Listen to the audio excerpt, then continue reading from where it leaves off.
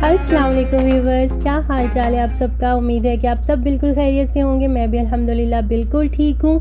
आज मैं शेयर करूँगी आपके साथ अरवी गोश्त बनाने की रेसिपी। तो चलिए इसको बनाना स्टार्ट करते हैं।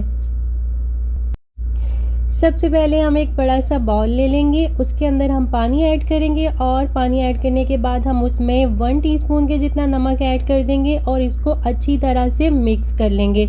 उसके बाद यहाँ पर मैंने आधा किलो अरवी ले ली है। अब हम यहाँ पर इसको पील कर लेंगे, इसका छिलका उतार लेंगे और फिर हम इसको कट करेंगे।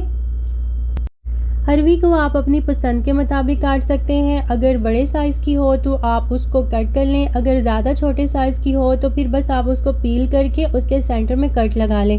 तो मेरे पास ये थोड़ी बड़े साइज़ की थी तो मैं इसको इस तरह से लंबाई में कट करूँगी। इसके मैं 4-4 पीस कर लूँगी, क्योंकि हम बना रहे हैं शोरबे वाला अरवी गोश्त और शोरबे वाले अरवी गोश्त के अंदर थोड़ी बड़े साइज़ की अरवी ही अच्छी लगती है। तो काटने के बाद हम इसको ये जो हमने नमक वाला पानी तैयार किया था उसके अंदर ऐड करते जाएंगे और इसी तरह सारी अरवी काट के हम इस पानी के अंदर ऐड कर देंगे और इसको हम अच्छी तरह से मिक्स करके तकरीबन 1 घंटे के लिए छोड़ देंगे।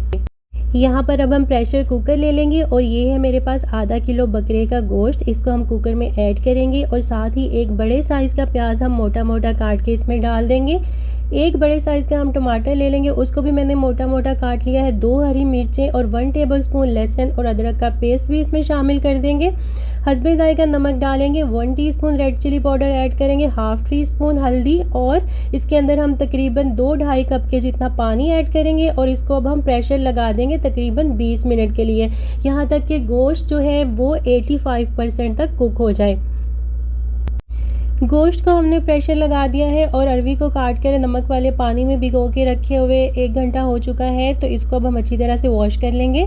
इसका हमने पानी निकाल दिया है और इसको अब हम साफ़ पानी से अच्छी तरह से वॉश करके रख लेंगे। 20 मिनट के बाद मैंने प्रेशर कुकर को खोल लिया था। इसके अंदर 1-1.5 कप पानी बाकी था, उसको मैंने निकाल लिया है और गोश्त के अंदर मैंने हाफ़ कप के जितना ऑयल ऐड कर दिया है। थोड़ा सा इसको भूनेंगे और फिर हम इसके अंदर 1 टेबलस्पून के जितना धनिए और ज़ीरे का पाउडर ऐड करेंगे, 1 teaspoon Kashmiri red chilli powder add करेंगे और 1 टीस्पून हम इसके अंदर ज़ीरा ऐड करेंगे। 5 मिनट के लिए मसालों के साथ अच्छी तरह से गोश्त की भुनाई कर लेंगे और फिर हम इसके अंदर हाफ़ कप के जितना दही ऐड कर देंगे अच्छी तरह से फेंट के। और अब दही के साथ हम गोश्त की भुनाई करेंगे थोड़ी देर के लिए, यहाँ तक कि दही का पानी जो है वो ड्राई ना हो जाए। तो ये देखिए यहाँ पर अच्छी तरह से गोश्त की भुनाई हो चुकी है। अब हम इसके अंदर अरवी को ऐड करेंगे। अरवी डालने के बाद इसको भी हम 2 से 3 मिनट के लिए अच्छी तरह से गोश्त के साथ भून लेंगे और फिर हम इसके अंदर पानी ऐड करेंगे। मैं इसके अंदर वही यखनी ऐड करूँगी जो गोश्त को पकाने के बाद उसके अंदर बच गई थी और मैंने निकाल के रख ली थी, ये वही मैंने इसके अंदर ऐड कर दी है। आपको जितना शोरबा रखना हो उस हिसाब से आप इसके अंदर पानी ऐड कर सकते हैं। अब मैं इसको दोबारा से प्रेशर लगाऊंगी तकरीबन 15 मिनट के लिए, यहाँ तक कि जो गोश्त में थोड़ी बहुत कसर बाकी थी वो भी अच्छी तरह से टेंडर हो जाए और अरवी भी अच्छी तरह से गल जाए। तो ये तकरीबन 15 मिनट में हो जाएगा। तो मैं इसको 15 मिनट के लिए अगेन प्रेशर लगा रही हूँ।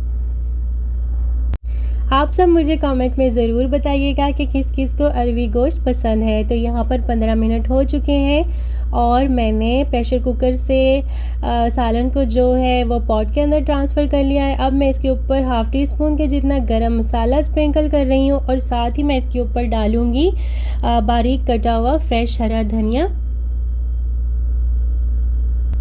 माशाल्लाह से हमारा बहुत ही मज़ेदार सा अरवी गोश्त जो है वो बिल्कुल तैयार है और गोश्त और अरवी दोनों बहुत अच्छी तरह से गल गए हैं। ये देखें, मैं आपको दिखाती हूँ कट करके।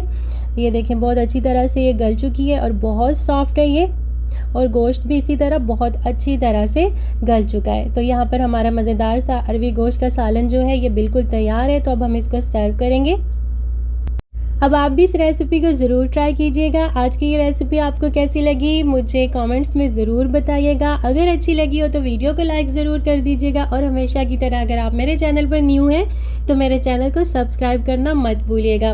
अपनी फ्रेंड्स और फैमिली के साथ भी शेयर कीजिएगा और इंशाल्लाह मिलते हैं फिर किसी और क्विक और ईजी रेसिपी के साथ। तब तक के लिए मुझे इजाज़त दीजिए। अपना ढेर सारा ख्याल रखिएगा और मुझे दुआओं में याद रखिएगा। अल्लाह हाफिज़।